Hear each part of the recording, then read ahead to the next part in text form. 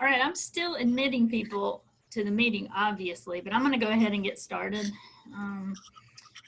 because we really need the time, and I don't have a lot to say this morning. As some of you have heard several times, I hope, this workshop is funded by a grant from the Federation of State Humanities Councils, and it's part of an initiative between all the state humanities councils called Democracy and the Informed Citizen. There's a hashtag, it's HumCitizen. I put it in the chat.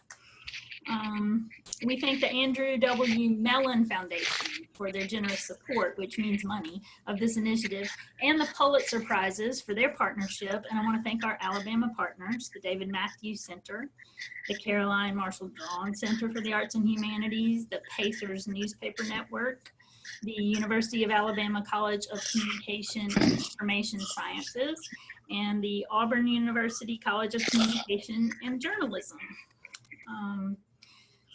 So we have decided to switch the order of things up.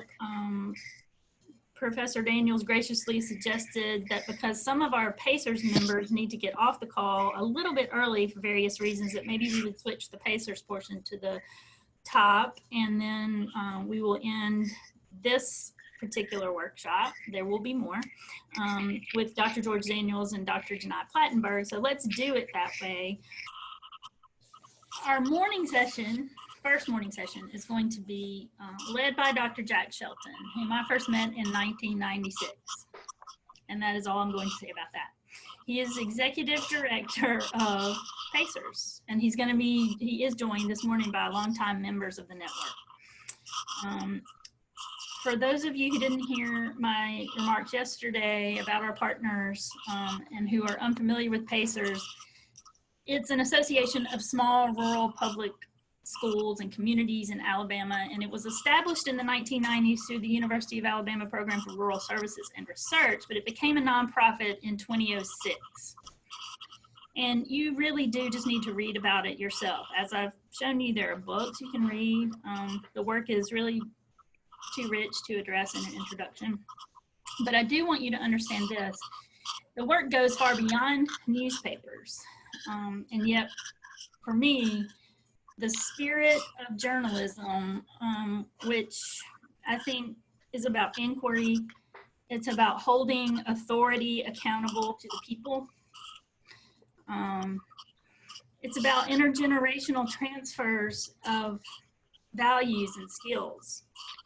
And that's what's at the heart of all Pacers work.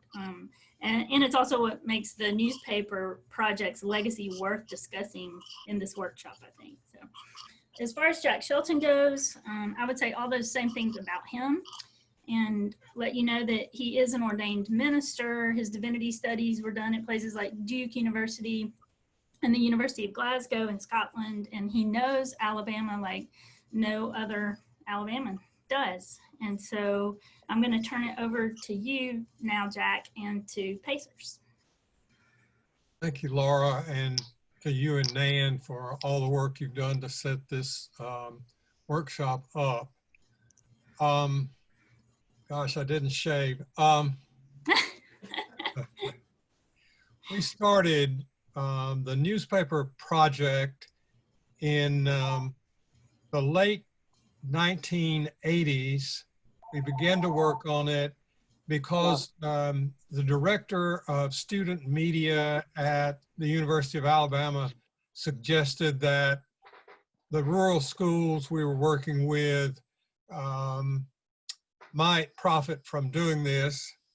And we raised funds, and we found out really early that there was strong interest on the part of students and of teachers to publish community newspapers. And I want to be clear, we never asked students to publish school newspapers. We were not in any way interested in school newspapers. We were interested in community newspapers. And so we were asking kids to do, and their teachers, to do professional level work.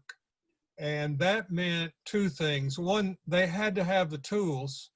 So we made sure that they had the highest quality software and that we had professional support, that we're going to ask them to do high quality work, then they had to have the tools, they had to have the training and support. I was completely impressed by what teachers and students in the almost 30 schools where we did this project over about a decade. The work was so good that often if I showed a newspaper, say to a foundation representative, they might question whether or not students had done it, or whether it was the county newspaper or whatever. So we found that there were interested schools, there were interested teachers, and we began the project. And I want to read a brief paragraph or two that was written by Mashika Tempero Culliver. Mashika was a student at J.F. Shields and was on the staff of the community newspaper at Shields. And I've gotten this quote thanks to Mary Howard, who's participating in this program. And this is what Mashika said. She called the paper a real world collaborative learning experience. Now, she pushed the meaning of the experience further, and she called the paper culturally responsive journalism. And that, she said, aided her own capacity to seek democratic change in my community. She said that her newspaper work was an aid to her research for a PhD at Auburn on the topic of high poverty school dynamics. I read that because it is an important statement made by an alumnus of the Pacers newspaper. I read it because also it is not unique. Those kind of statements came from many students and many teachers over time. I'm going to give you one more illustration about these papers, and then I'm going to ask Fred Fluker to talk about the impact of his paper on his community. The story I want to tell you is, I'm telling you because it shows how newspapers, even student published newspapers, can make a difference in the quality of local life. There was a newspaper at Oakman High School, which was a revival of a paper that had been published in Oakman almost 100 years before. By the way, there were 1,000 newspapers published in Alabama at the turn of the 20th century, 1,000 newspapers, which meant so many towns had the papers. Anyway, Oakman did. They had a good staff, and the kids on the staff became concerned when they heard that the gas company was running a gas line close to the elementary school. So they covered what was to be done. They went to Birmingham and met with the CEO of the gas company, came back and had a town meeting, invited the gas company to be there. There was a consideration of what was going on in the town and the potential dangers to the kids in the elementary school, and the end result was that the gas line was moved. I tell that story as an example of what kids can do, as an example of what newspapers can do, and why, in many respects, they are needed. One of the joys of my work was getting to know Fred Fluker and Ozzie Pugh at Coffeyville High School. They've been friends of mine, and in a way, they're kind of children of mine. for a long, long time. And I asked Fred if he would start our conversation by talking about what it meant to the community of Coffeyville for their students to publish a Coffeyville paper. So Fred? Thank you, Dr. Shelton. I had to laugh a little bit with Dr. Shelton making those statements because all of that is true. Just being able to look back at our time together and the relationships we've been able to forge over these years, it's definitely meant a lot to me, and I know it's the same thing with Ozzy as well. I think we met in 1993. Is that correct? Right, right. We met in 1993. Just a little background about myself. I attended Coffeyville High School in Coffeyville, Alabama. We met Dr. Shelton in 93. I was a sophomore at the time, and it was our sophomore class. And we didn't know at the moment we were going to embark on a conversation with Dr. Shelton that was going to be kind of pivotal to our community. And it was a discussion about the need for not just journalism in our community, but quality journalism. A little history about Clark County. There's two newspapers that were there, and they're still in existence today, and they're the Clark County Democrat and the South Alabamian. And Clark County Democrat and the South Alabamian did a great job of covering majority of the cities that made up Clark County, all except Coffeyville. Most of the time, they covered three things about Coffeyville, and that was sports, or high school sports, that is, accidents that happened in the city, and they had a small section called the Coffeyville Corner that highlighted when someone would go and visit somebody else out of town or out of state, or when residents in Coffeyville would have visitors from out of town or out of state here. So that was literally the extent of what we saw for journalism in our community, which to say the least wasn't a lot. When we talked with Dr. Shelton, even at that age, for us as teenagers, we understood the need for quality journalism in our community. At that time, though, we didn't understand all of the effect that quality journalism would have on our community and us as students as well, especially with the ability for us to produce that type of work as students. We were able to produce quality journalism for our community as students, being able to put together and utilize the things that we learned in the classroom. We were able to garner real life experiences. Most of the time, we weren't able to actually put to work the things we were learning in the classroom in a tangible manner, but through the newspaper, community newspaper that we had at Coffeyville, we were able to put to use the things that we were learning in our English classes, in our math classes, in our social studies classes, so on and so forth, and figure out things that would actually impact and represent Coffeyville and make a difference in that community. One of the things that I remember in general was Coffeyville is on the west corner of Clark County, and it's literally connected to Choctaw County. At that time, Clark County was what we considered a dry county in the state. Choctaw County was not.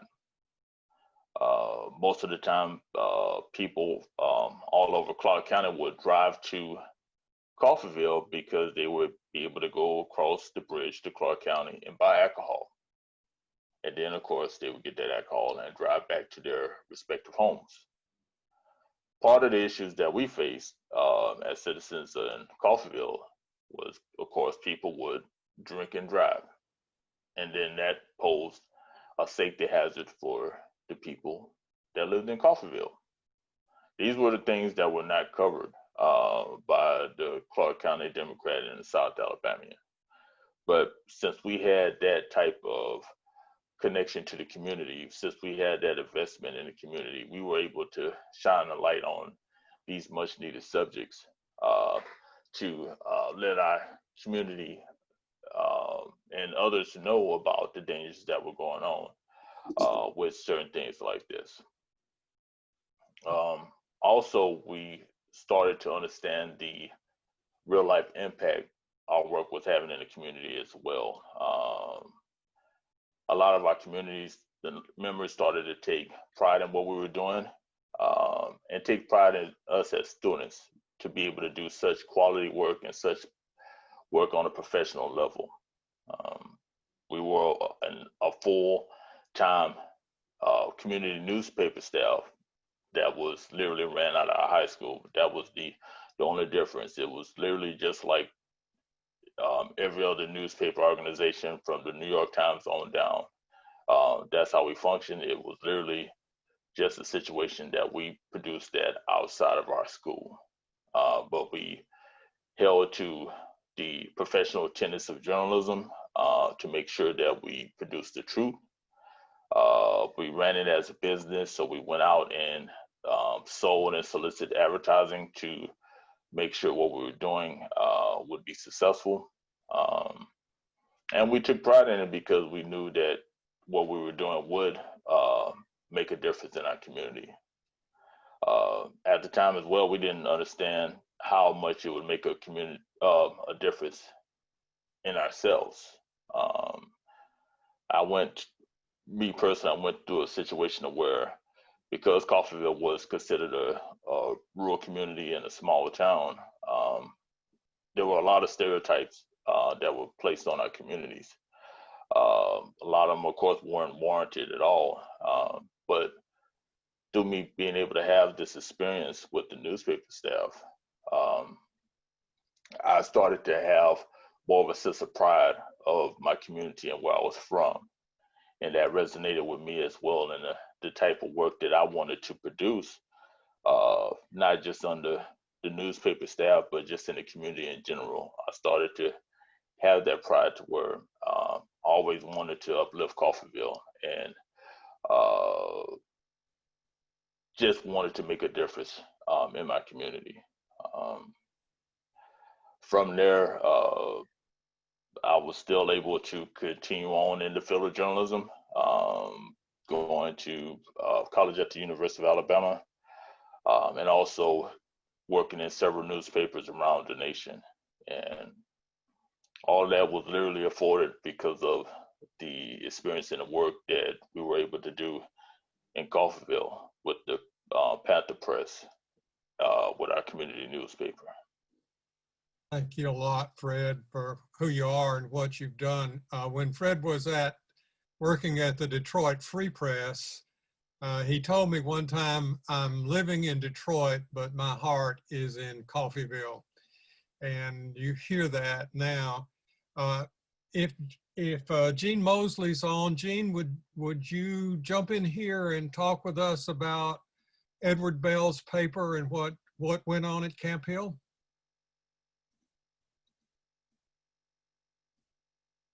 Is Gene on, Laura? Do you know?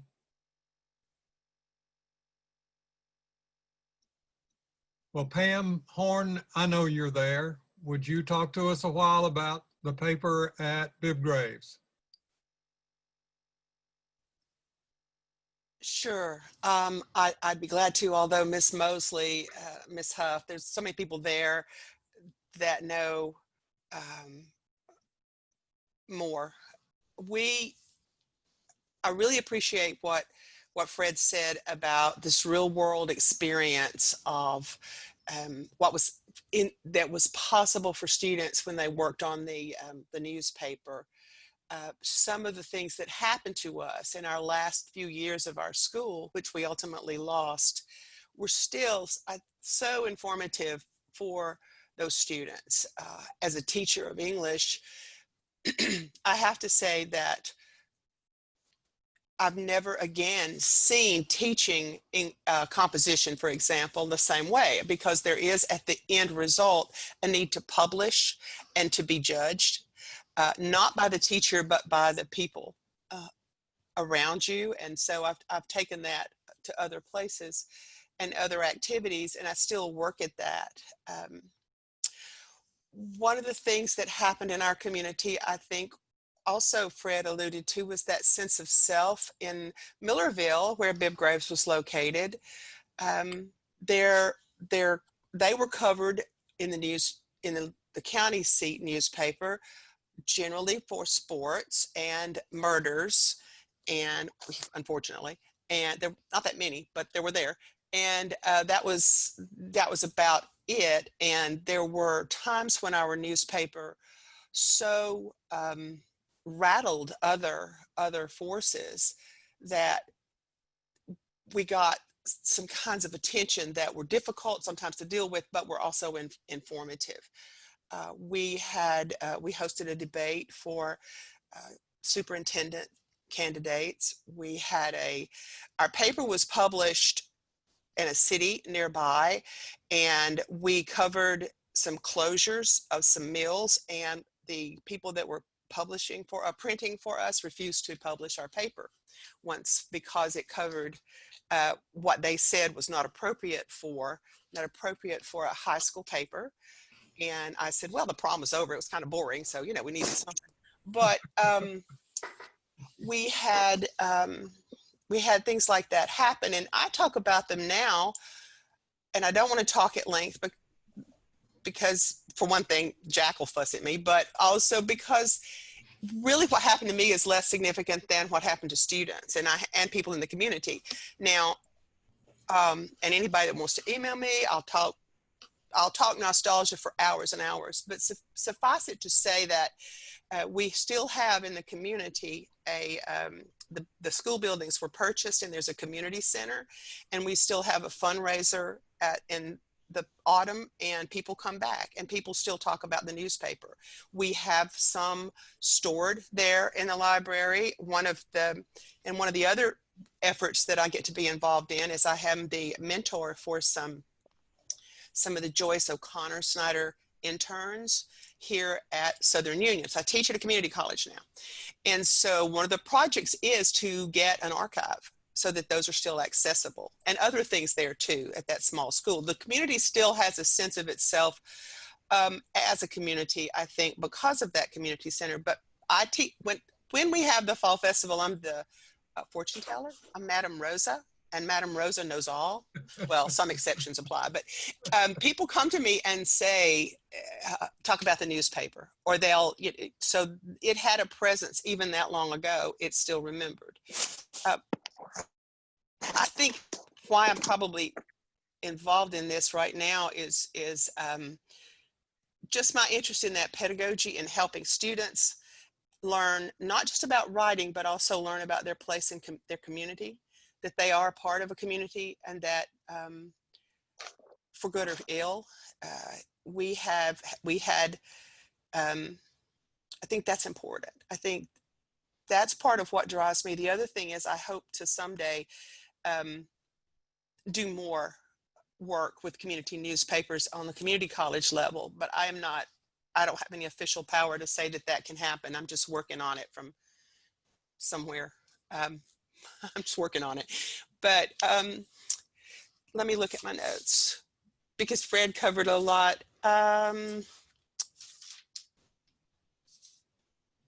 When I moved from that school, when it closed, I worked at the county seat for 2 years, and I tried to have a newspaper there.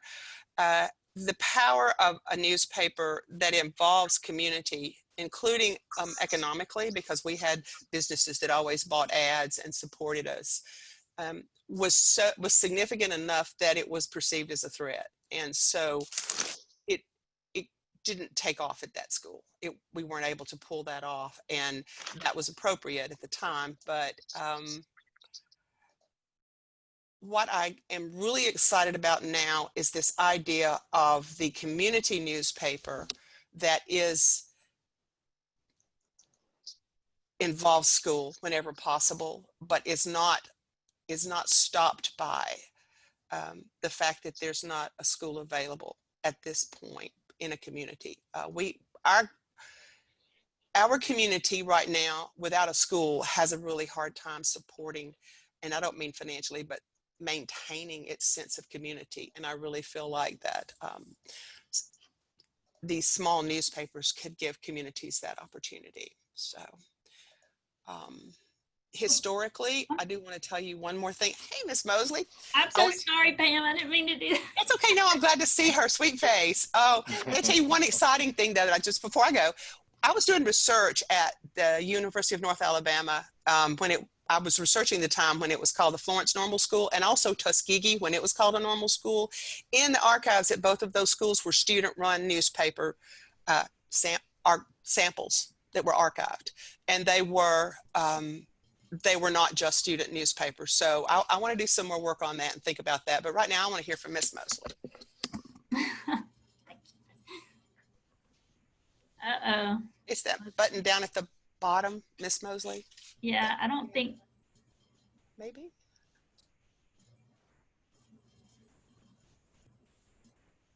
I don't think her audio is on at all. She's not muted. So.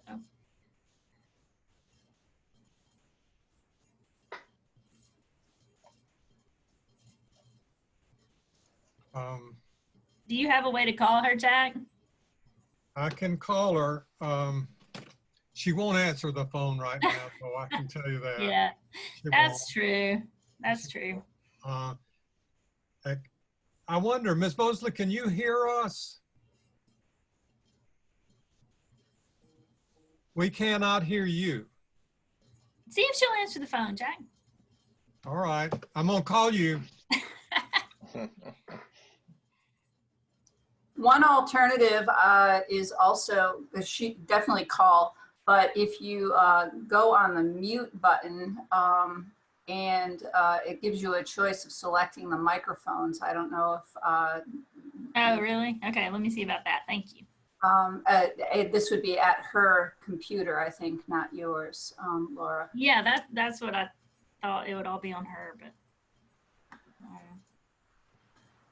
While we wait, we have some more Pacers folks on who want to speak. There are, and I wish you to ask Gary Burton to talk about community building in newspapers, what he thinks about that. Okay. Gary? Well, I can make a brief response. I live in Pentalala, which is in the southwestern part of Montgomery County, and we're close to the Lowndes County line. I've served the church here for many years and know the lay of the land pretty well.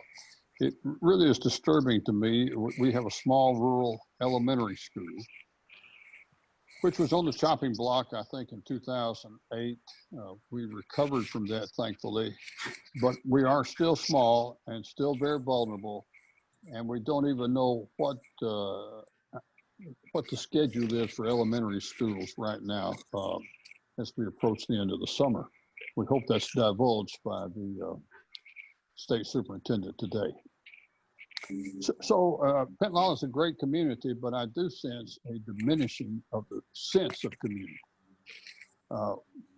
Many of us are good friends, but still we don't really know each other. We're all siloed by our work, by our political parties.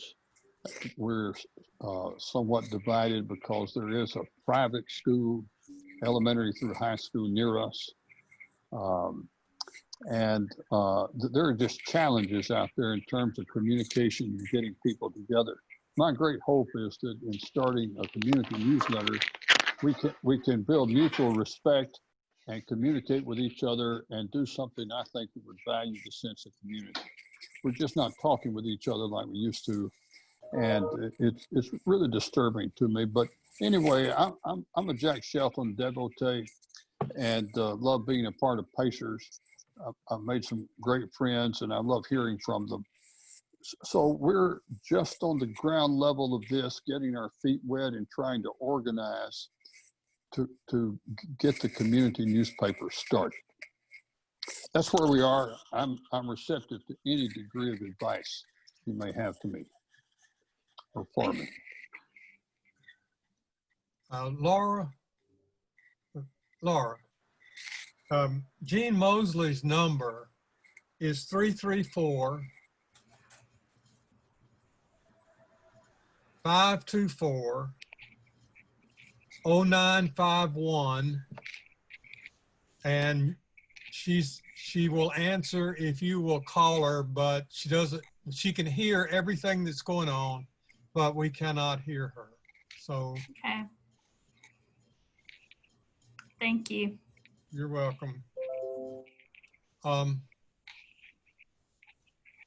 With what Fred and Pam have talked about, there are things that I would like to continue in this discussion.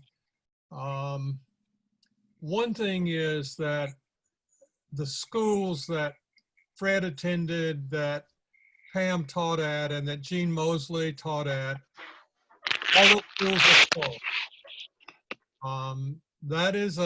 Those are community destructive decisions. And there is hope among the people who are in Pacers considering the development of our network that these papers will begin to fill the void that is made by the loss of the central institution in these communities. And this workshop is about rural, and the South has experienced, and Alabama has experienced an unstopped outmigration for a century. And it has never been capital rich, and it's not now. And we do not have an ad valorem tax base that supports rural counties, schools, communities. And one of the things that has happened is that rural communities have lost their voice.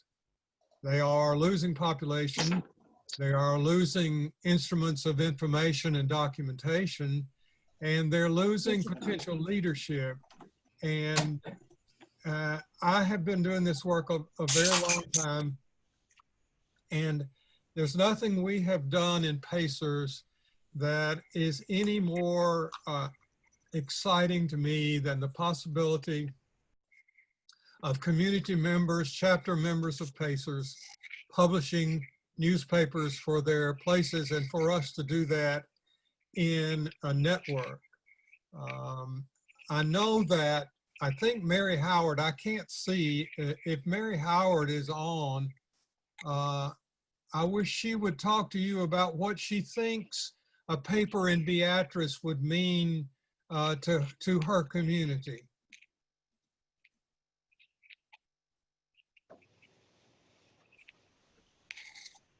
So you can go ahead, Ms. Howard. I think that I'll mute myself. Can you hear me? Yes. Yes. Because we have a local newspaper, a county newspaper that focuses on a lot of different things, but they leave out a lot of stuff that's going on in our area. I was talking to a friend last night about one of our graduates from Fields who went to New York to be a part of the COVID-19 first responders. That has to be covered in the paper. So a lot of, we have businesses Black-owned businesses up here in Beatrice. We have all kind of things going on, but a lot of our stuff are being left out of the Monroe Journal. So by us doing this paper, it would help to put the focus on a lot of things that are going on in our area. Sounds good. Thank you, Ms. Howard. Hey, Jack, I think Ms. Mosley may be available as well, and then we have to wrap pretty soon. Go ahead then. So want to hear from Jean Mosley. Yeah, I know we do. Hang on, let's try.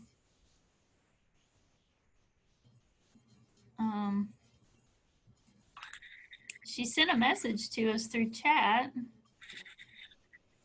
Ms. Mosley, can you hear us?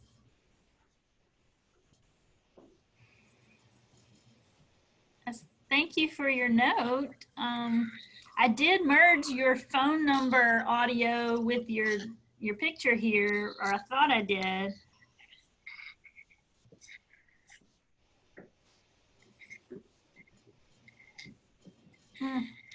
I'm still not hearing her. No. Yeah. I'm so sorry.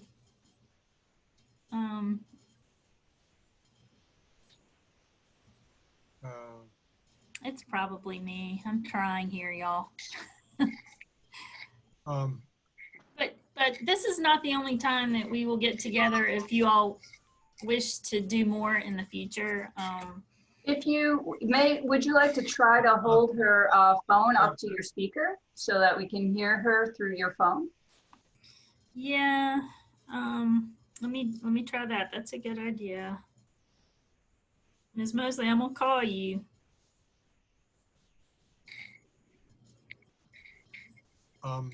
Laura, Uh-huh. one of the things I would never presume to do in my life is to speak for Jean Mosley. I know. But I think it's okay to speak about Jean Mosley. And she lives in Camp Hill. She was not only the sponsor of the newspaper, we started a business there, a print business, Photoshop business that the students ran for years and successfully. One of the things that happened in these newspapers was that kids began to master technology. And you heard from Fred Fluker. Fred is modest. Fred was worked for the Detroit Free Press, and he won national awards for designs that he did for the paper. The communities, the rural communities where I have worked, for the most part, are way across the digital divide. In Beatrice, for example, half the people don't have computers. And even more than that, do not have access to the internet. So by doing the paper, we brought in, and we will bring in, technology expertise, a way for these communities to more readily participate in what's going on in this society. Well, that's just an important part of having done the newspapers. Our kids were going, in 2 cases, went to county newspapers in order to teach the staff of those newspapers how to use Quark Express. In other words, the students were way ahead in those rural counties with their technology. And so the paper not only brings news, it brings ways to interact with what's going on in technology, to build technology capacity. And I have to say again that the people who are on here from Pacers, Sarah Huff from Packers Bend, and Gary Burton from Pentlala, and Jean Mosley from Camp Hill, and Freddie and Mary Howard from Beatrice are all setting out on a very challenging and potentially rewarding enterprise. And they're doing it locally, and then they're doing it collaboratively. And we are anticipating that they will be joined by people from Notasulga. So it's our goal to have 4 or 5 newspapers, community published newspapers, that would be the responsibility of the local Pacers chapter. And again, Laura, thanks for allowing us to share who we are and what we've done. Thank you for doing it. Everybody, we're going to see how this works. Ms. Mosley, you want to say anything? Say hi to everybody, and sorry that this communication is not A1 today. However, that newspaper that we did in Camp Hill was inspirational, academic, it was promotional. It did a lot of things for our community and for the kids at the school. It would have been great if we could have continued it, and we did try even after our school was closed. And how much time do I have, Laura? You're going to wrap it up, even though Fred has raised his hand, but you're going to wrap it up. And if you want to look at the camera while you talk to us, we've got you on the camera. There you are. Okay. Okay. Keep talking. We can hear you. As long as you can hear me. Well, at any rate, the children's grades improved, their desire to attend school. We even had 14 kids in one senior class that graduated. Most of the students have participated somewhere with the newspaper at one time or another, and they all, 14, attended college that year after graduation. Not a single one did not go to college.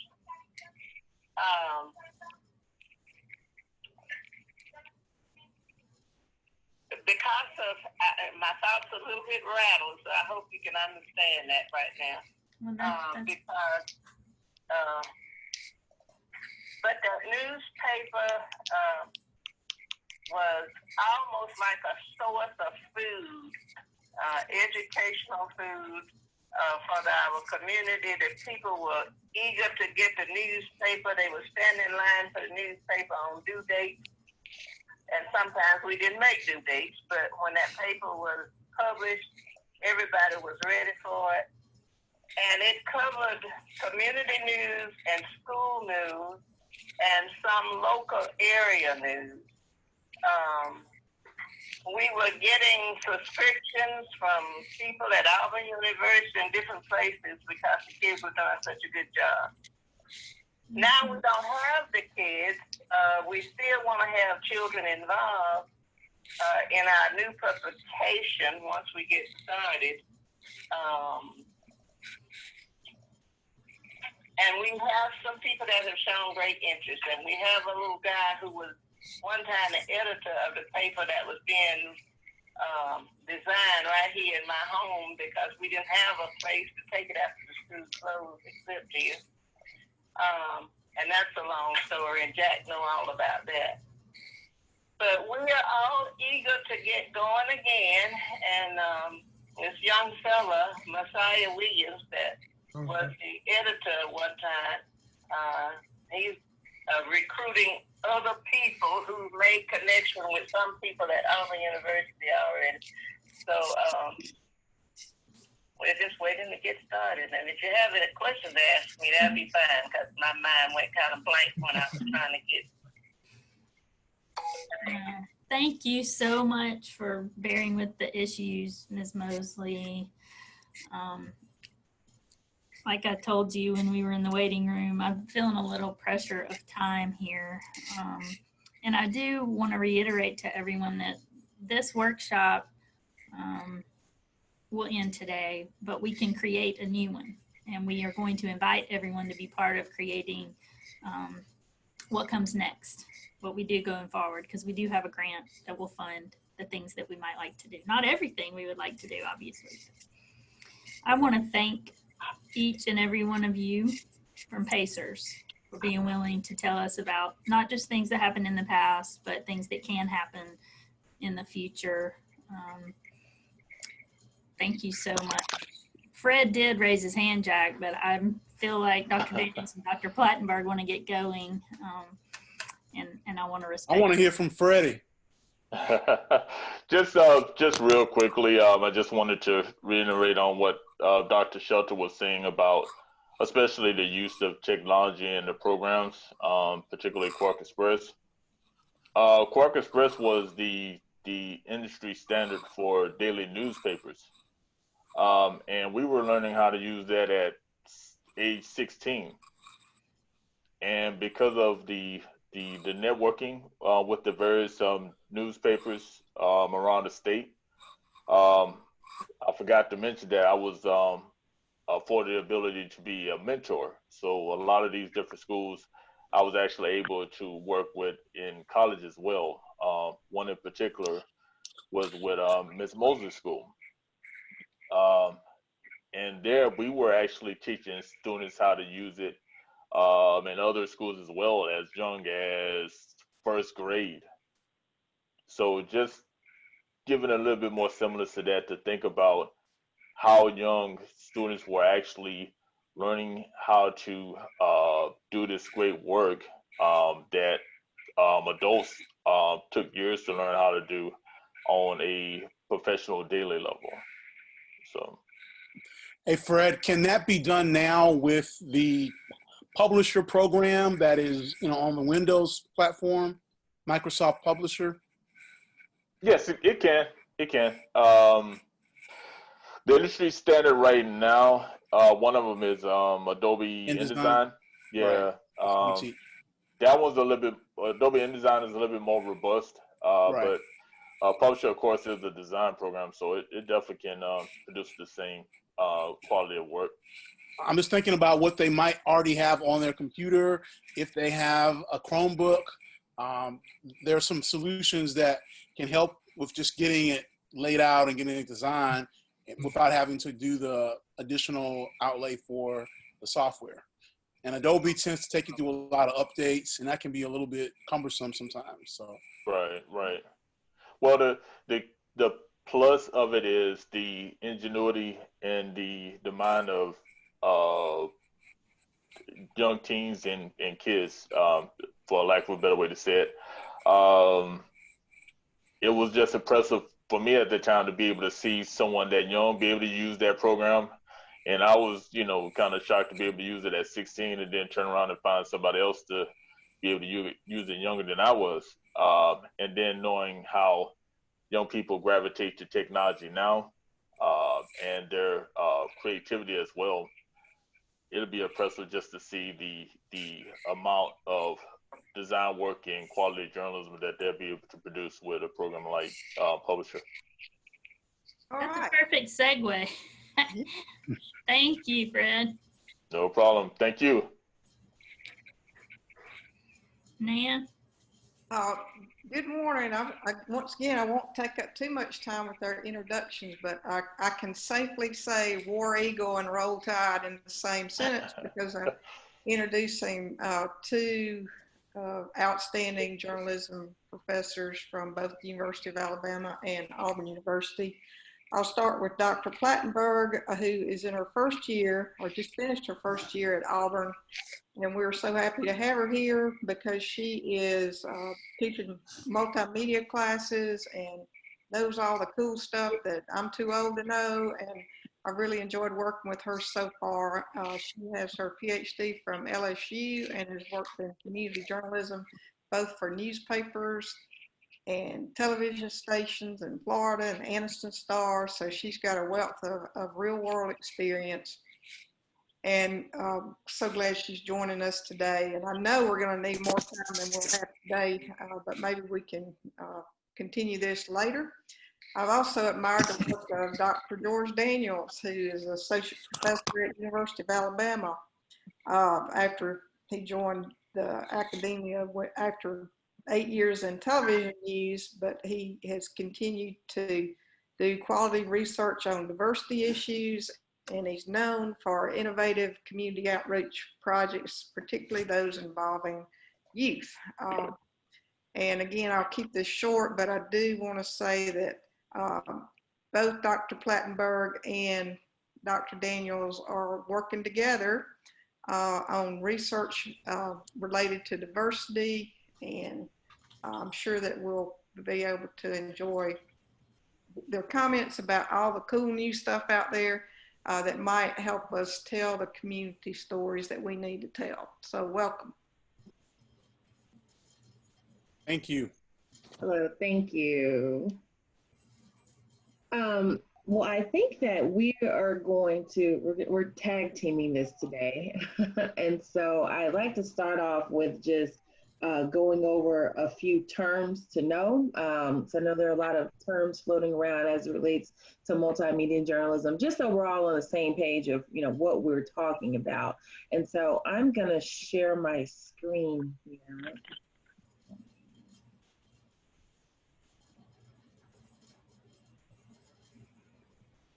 Okay. Can you all see that? It looks like a PowerPoint. Yes. Yes. All right, good stuff. And I'll try to be brief with this because I know we want to have a bit of interactivity too with everything. Okay. All right, so, you know, I want to just run through a few things. So again, I'll just briefly sort of define what is digital storytelling, multimedia storytelling. We'll go over some examples of some types of stories that our students have done. We'll talk about the benefits of this storytelling approach, and we'll also talk about some ways you can create digital stories. So I know everyone who's here in our presentation today are all coming from different walks of life. Some of y'all are journalists, some of y'all are student journalists, some of y'all are community members. And so I'm keeping that in mind when it comes to sharing the technology. And so we'll go ahead and go through. So can anyone tell me what the difference is between multimedia journalism and mobile journalism?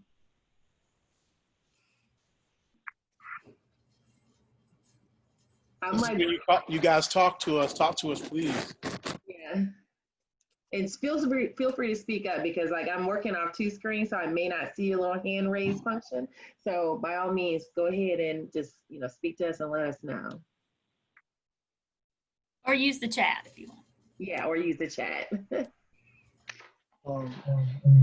I know multimedia journalism covers all facets of media, where take for example, a reporter can use literally everything from their phone to report a story, to shoot video, to do a video report of a story, take photos, to do photojournalism, and post all of this with their phone or their device as well online. They have different aspects of journalism coverage. Right, right.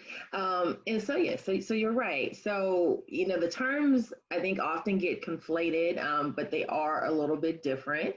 And so, you know, you talked about using different types of storytelling approaches. That's what we would camp under this umbrella of what we mean when we say multimedia. So literally multi meaning multiple. So, you know, one story can be told using various types of storytelling approaches, whether it's video, whether it's just audio, whether it's graphics. The story itself can kind of dictate what approach you'll take to record it. And so, which differs slightly from the definition of when we're talking about mobile journalism. So all these different story approaches you can do in terms of multimedia, when we're talking about mobile journalism, it's just the act of using your smartphone or another mobile device to produce those stories. So whether it's using your cell phone to grab some video, whether it's using an app, a social media app to grab some audio, maybe it's using your phone to record a podcast. So using your cell phone or your mobile device to report different types of stories, storytelling forms, I should say. And then one last term I'll introduce here today is strictly digital storytelling. So with the change in technology that has impacted all of society, but you know, journalism is certainly not immune from that. We have somewhat expanded from just the traditional text story. You know, if you think of, you ask anybody about news, most times they'll either mention TV, which is something that typically comes to mind, or they'll mention like a newspaper or magazine, which is traditionally just text, maybe some images. But with the expansion of the internet and all these new tools and technology, we have some different options available to us today. So it's not just the traditional 300-word story or the broadcast that you see at 5 p.m. on the news. You know, when we're talking about storytelling, maybe it's that a podcast is the best way to present that information. Maybe it's a listicle, maybe it's a graphic. And so when we're talking about digital storytelling, it's really just a marriage between journalism and design, or really journalism and creativity. And most of these digital stories are relatively short, so can be consumed between 2 and 10 minutes, something that can be consumed on the go, whether it's on that mobile device we talked about or just a quick glance at the internet. So any questions so far? Okay. All right, so let's go over some more of those examples that I talked about regarding digital storytelling. So it's not just video, but it can be. So when we're talking about video, that's either live or produced. Live being maybe going live on your Facebook. And if you didn't know, Facebook also provides opportunity to just record live audio. Maybe it's using Twitter. How many of y'all use Twitter? A few, not many. Well, you know, using Twitter to report a story, you know, chronicling events as they're happening in real time. Twitter provides the opportunity to do that. We talked about podcasting. If you listen to the radio, it's now gone online. And so being able to share and interact and have discussions and interviews with people in an online format is also something that's available these days. Some other examples that we may not necessarily consider, but are certainly easily created, might be a listicle. So if you interact and you read BuzzFeed, you know, they do a lot of listicles, which are literally just lists of information. So top 10 places or top restaurants that are open during, you know, the Corona shutdown, or places you can go to get tested for Corona. Things like that could be easily shared with people in a list format. It might be a poll. If you've ever done a non-scientific poll on your news sites, you know, main website, what did you think of this story? Or, you know, would you vote for this candidate? Anything like that. So again, this idea of what a story looks like in 2020 is not just the traditional print, not just the traditional video. There's a wide variety of tools and storytelling formats that are available to you. And even if, and here's another example. So we're talking about an infographic there. So yes, you probably could have written that in a 300-word story, but look at all the pretty colors and pretty designs, things that are designed to catch your attention and designed to provide information in a more format there. So, and even talking about social media. So Snapchat, do you have any Snapchatters on here today? No? I know you think of Snapchat, you don't necessarily think of news right away, but it's happening. So, you know, I just shared a quick, just little snapshot here of some journalists who are interviewing sexual abuse victims. Traditionally in news, we don't identify victims of sexual abuse, you know, for a variety of reasons. And so if you're going to interview them, you know, using you know, maybe not using their name or doing something that would obscure what they look like. So Snapchat uses filters. So, you know, you may think of these filters that people can use, and you may not think they're very professional, maybe in some cases, but in this case, they really serve the purpose to be able to report those stories that are happening in your community and still provide the anonymity, right? And when we think about the basic kind of tenets and ethics of journalism. So again, going back to this variety of different options.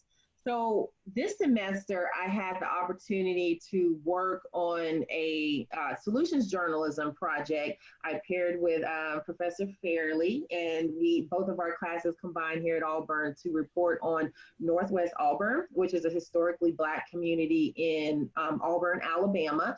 And so our students reported on a lot of different facets of the community. And out of that came some great multimedia examples that I want to just quickly share.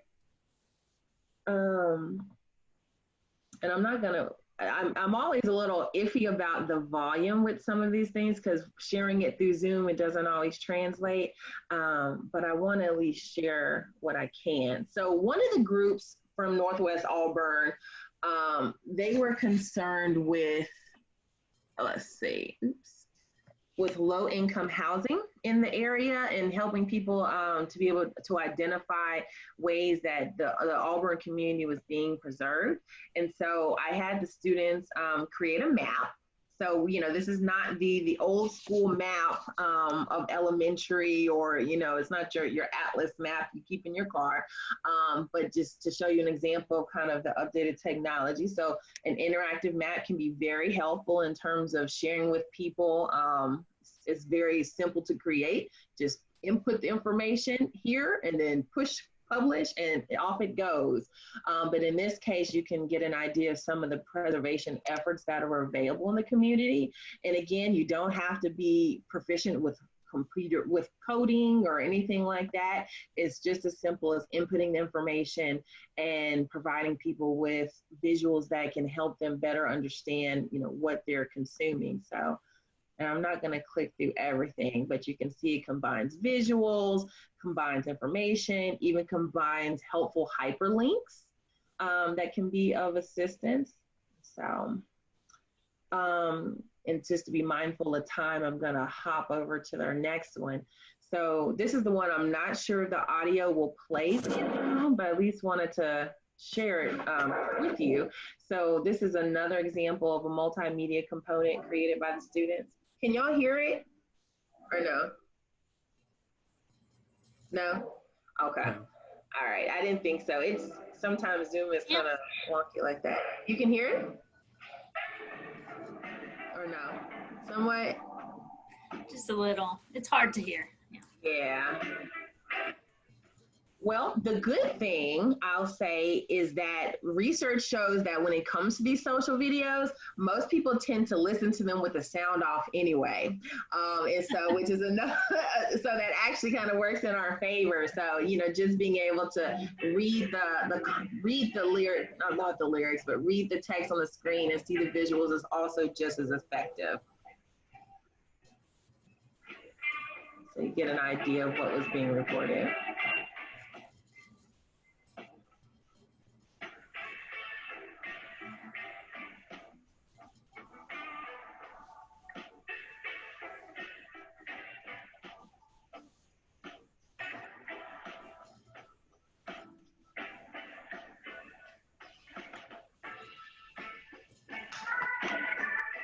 Hey, Janai, what did you all use to make this? Was there a certain program that you used to edit this together? Yes. So in my class, we go over a variety of different tools, and the students use Quick, which is a smartphone app for this particular video. How do you spell that? Quick? Quick, Q-U-I-K. And it's available both on iPhone and Android, because I'm an Android. So I'm always very cognizant of apps that utilize that format. And so again, to be appreciative of time here, I'll just share one other. Hey, but on that last one, you had text, you had what other elements that they were putting together in the app? Because you have to have those elements to make it work, right? Sure. So Quick, like a lot of these smartphone formats, video formats, allows you to combine both still photos. It allows you to combine other video clips that you have shot with just your basic phone camera that you can then feed into it and compile it with the still photos. It also combines music and it combines text. So, you know, whether it's text simply on the screen, maybe it's just a character graphic, just like a name of someone. So all that combined together in a smartphone app that you have access to and doesn't require extensive video knowledge. And so one other example I'll share is, you know, we all text. Some of us probably text way more than others. But people like to consume information. You know, I'm a person that sometimes I prefer to text and get information over, you know, picking up the phone and talking to someone. Not all the time, but sometimes. But since we know that people like to interact and engage with others in that way, again, storytelling has moved in that direction. And so one example, you know, a tool that we go over in my class is about interactive texting. So as you can see in this case, you would identify someone to interview and then you would engage in a story. So in this case, you're wanting to learn more about J.F. Drake Middle School and the measures they're taking to preserve the history. So in this case, you can meet your interviewees. In this case, it's Sarah Armstrong, the principal of the school. So let's see. Oops, let me back up. Okay, now I want to start chatting. Hold on a second. It doesn't want to act right today. We can find out more about her. Start chatting. Okay, well, it's acting weird right now, but you can gotta get the idea. It works back and forth like a text message conversation. You can ask a question, the person answers, you ask another question, it answers, and it even provides somewhat of like a choose your own adventure type format. You can see again, it incorporates both video, incorporates hyperlinks to extraneous information if that's what you need. And now it's kind of working. And all this is pre-fed into the program. So again, for time's sake, I'll go ahead and stop that there. That's the same program, Quick, or a different one? No, that's a different program. That's Interactive JS is what that one's called. And I know that Laura talked about opportunities to maybe have additional conversations beyond this. And so, you know, I think that will be an opportunity to go over maybe some of these programs in more details. But, you know, I'm happy to share the names of anything I've gone over today if you just want to jump ahead and go over it on your own. In terms of talking about digital storytelling, you know, you may think, you know, well, I don't know what to shoot, or I don't know what to report. And so I just want to leave you all with just a few maybe guides in terms of what you might report.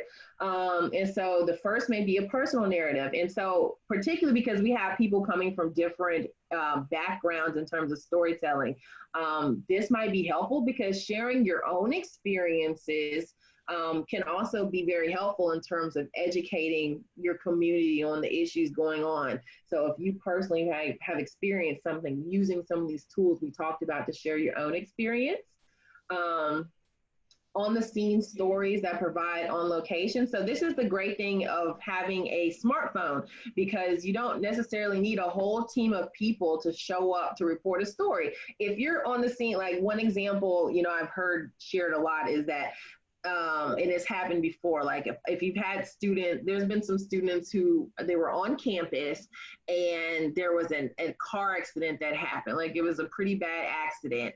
And like the students came back and went to the newsroom, to the student newsroom, like left the scene of the accident, walked all the way back to the student newsroom to get what they felt like more professional equipment and whatnot. And by the time they got back over there, the scene was cleaned up and like there was no more accident. There was nothing to report. And so why wouldn't you have just used your smartphone when you were right there on the scene to report what was happening? And so, you know, keep that in mind. I know we've heard some examples of like yesterday, I think there was one of our attendees who spoke about like the Black rural farmers and helping them with being able to gather resources and stuff like that. How great would it be if you were to go out to one of those farms and to bring people live to see like what, you know, where their money is going, or see what crops need assistance and see what it's like a day on the life on the farm, right? So being able to provide on the scene, on location information is a great tool or a great guide for storytelling. Providing behind the scenes information. So, you know, we all know, like, you know, and I'll say behind the scenes for this. This is not probably the greatest example, but we've all probably have been to a concert before. We know what it's like to be in the audience of a concert, to sit out front, to deal with all the craziness that's happening there. But we all may not know what comes together behind the scenes to make that concert happen. And so being able to provide information that is like almost an untold story, explaining to people how it comes together, how it works, is also a great storytelling angle. Whether it's providing historical information or context. You know, we're talking a lot about all the social justice issues that are happening in this day and age in our society. But one of the critiques is that people don't really have the context or background information to know how we got here. And so using these tools to quickly provide, even if it's, again, we talked about a lot of the great visual storytelling being between 2 and 10 minutes. So being able to put together a quick little video or put together a quick little maybe map of, you know, some of the civil rights, you know, events that have happened in your community. Something like that can provide a great historical background. And then even just an explainer video. So taking the time to break down complex stories or complex topics in your community into a way that is using layman's terms and also very informative to your audience is great storytelling approach. And so let's kind of click through that because I want to get to show you at least one example of something cool you might want to utilize. So some benefits, again, we talked about this idea that, you know, you are on the scene of something. And so being able to have your smartphone in your pocket is a great benefit of opportunity for you all, particularly coming from different backgrounds. I know not everyone has, you know, the latest, greatest camera, but most of you have a smartphone with a camera. So it's access, you're on the ground at wherever the story may be. The great thing is that sometimes, you know, these multimedia storytelling and digital storytelling approaches are fine alone. You don't need a print story and a map. You don't need a video all the time and need an interactive chat. They work alone. Although they can be complementary, they can stand alone. We talked about audience appeal.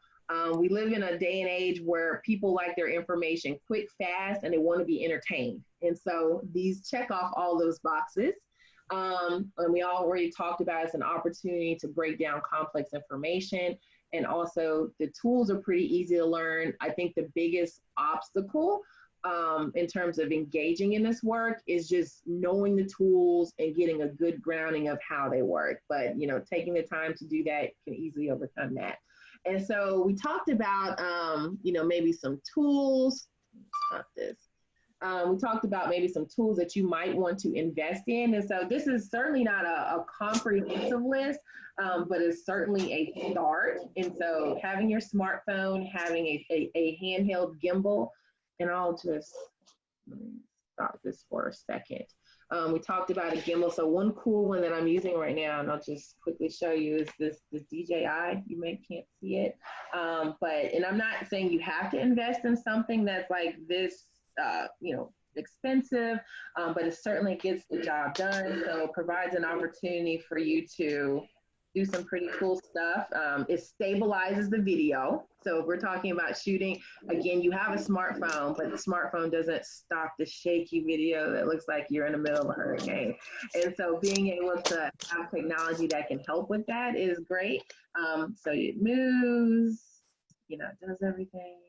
It follows your subject if you needed to follow someone who's moving.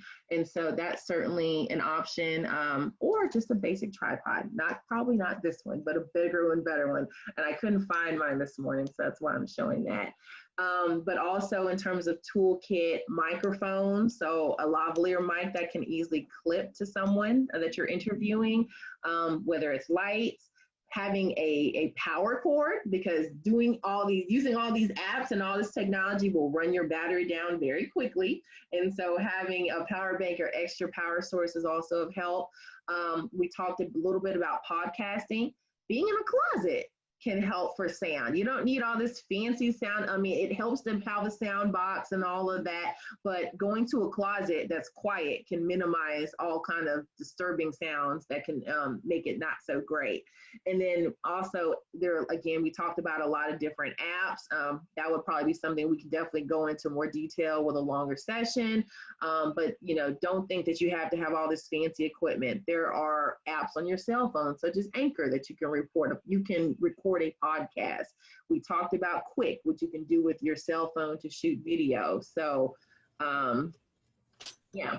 And just to wrap up very quickly, one of the biggest things or pieces of advice that I give my students is don't sacrifice good storytelling for the technology. So you should always try to do your best to learn the technology beforehand, but don't forget that you're there to report a story. If you're reporting on other people, hopefully being somewhat objective, making sure you're asking the right questions. Even if you're going live on Facebook, asking the who, the what, the when, the where, the why, the how many should not be eliminated just because it's sort of like you're playing on your cell phone. You still want to be a good storyteller. And so with that, I'm going to conclude, and I'm going to drop it over to George. Well, we're going to just wrap up with what we have to make sure we have time for some closing comments. The main thing that we want you to recognize is the barrier to doing digital storytelling is not very high. It's really all about your ideas. It's all about coming up with what you want to convey to your audience, whether it be an audience that's looking at it on a website or looking at it in a printed format. Sometimes we start with the very basics and build up to the kinds of things that we want to do on multiple platforms. So I would encourage you as you go forward to think about what are 3 ideas for stories that need to be told in my community. And you mentioned several of them yesterday when we started at the very beginning of the session. Think about 3 stories that you want to do, and how can you tell them with some type of visual, whether it be a picture, whether it be using that text tool, whether it be with something that you can shoot with your phone. It would be wonderful to have a high-end digital single lens reflex camera, better known as a DSLR. But you may not have that. You still can do digital storytelling. You still can tell multimedia. You can use multimedia to tell stories. So what we were hoping to do, if we had more time, was to start brainstorming some ideas for stories and then begin to plot out what is a strategy that you take to make that happen. But we believe that'll be for our next workshop. So we'll turn it back over to you, Laura. Okay. Thank you, George. All right, I'm seeing a lot of requests for more of the same. So I'm excited and really appreciative of everybody who participated, and definitely think we can keep something going. So we will promise to compile resource list and continue planning. So stick with us and we will be in touch. Yeah, thank you, Nan. We will be, and I really thought that Dr. Daniels was going to give you all a much harder time for not having filled out his survey. That's okay. He was planning to use information gathered from that survey that we sent out, and I made it sound like it was more optional than it was. Speaking up during this workshop was optional, but we really needed the information from you for today for the way we had planned to do it, but it worked out just fine. And I want to thank the Pacers members again for talking about what's to come. I think this is all dovetailing pretty nicely because, again, we have an opportunity here, and any of you who want to be involved in it, can be, but that's going to mean, I'm going to bring up the idea of a survey again. There's going to be an evaluation that looks like a survey, but I mean, it's an evaluation of what we did. You can be brutally honest. We all know all the problems we had this week with this workshop. But I hope that we formed something of a community of people who care about the future of journalism in rural Alabama. And so I hope you're committed. It's fine if you're not. You can let me know that you won't be participating going forward, and I won't worry about you. That's fine. But for those of you who want to be involved, you're going to please be in touch with us. I have noted who's speaking up in the chat, since the chat doesn't get preserved from what I understand. But again, every single one of you, whether you participate going forward or not, please fill out the evaluation. Dr. Daniels is helping us again with this, as I mentioned before. This is phase 2 of Democracy and the Informed Citizen as a national initiative. George, you always help me remember things I've forgotten to say. Well, just for those who need a little context, in phase 1, which was last year, we traveled to three different communities. I mean, was it 4? I'm getting the numbers, Chris. 3, right? 3 communities and 5 meetings. Yes. Right, 5 meetings. And we wanted to ask some of the same kinds of questions. But in that particular experience, we engaged a Pulitzer Prize winning journalist, a local journalist, and someone who has done maybe research or an expert.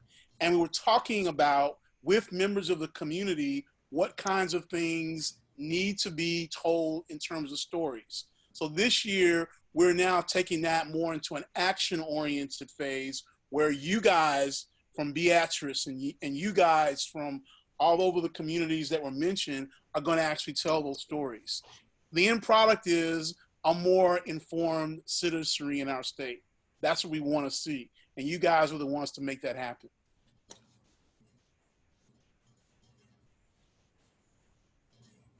Thank you, George. I don't think there's really anything else to say. Nan, what do you think? I think I'm really excited about what you said about building connections and community. And I'm loving all these comments on chat about keeping it going. So I'm excited about all the possibilities and more training in multimedia journalism and more opportunities to learn together, because I think we can do some great things. Okay. Let's do it then. Thanks, y'all. Answer my emails. You've been great about doing it so far. Please do that and fill out our evaluation and stay in touch. Thank you. Thank you, guys. Have a Thank great you, day. Jack.